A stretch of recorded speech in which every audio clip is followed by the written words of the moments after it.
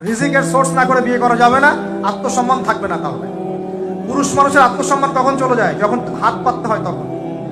যখন আপনি রিজিকের সোর্স তৈরি করেছেন, আপনি স্বাবলম্বী, আপনি মাশাআল্লাহ মাসে 10, 20, 30 হাজার টাকা আর্ন করেন বা 1 লাখ 2 লাখ টাকা আর্ন করেন, আলহামদুলিল্লাহ, কারো কাছে হাত পাততে হয় না, সবাই দেখবেন আপনাকে সম্মান দিবে। যখন আপনার অন্যের কাছে হাত পাততে হবে তখন দেখবেন স্ত্রীও সম্মান করছে না। তো এই জন্য ডিগনিটি আগে, ডিগনিটি ফার্স্ট। আপনার ডিগনিটি অর্জন করতে হলে একটা হালাল উপার্জনের সোর্স লাগবে, এক। তারপরে পিতামাতাকে বোঝানোর চেষ্টা করবেন।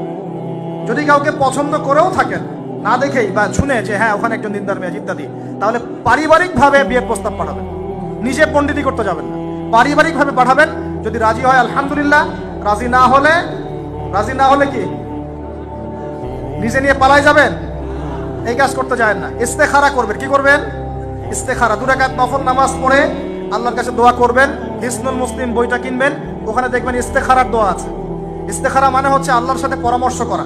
আল্লাহ, আমি এই কাজটা করতে যাচ্ছি, যদি কাজটা আমার জন্য ভালো হয়, আমার দুনিয়া আখিরাতের জন্য ভালো হয়, আল্লাহ কাজটাকে তুমি সহজ করে দাও।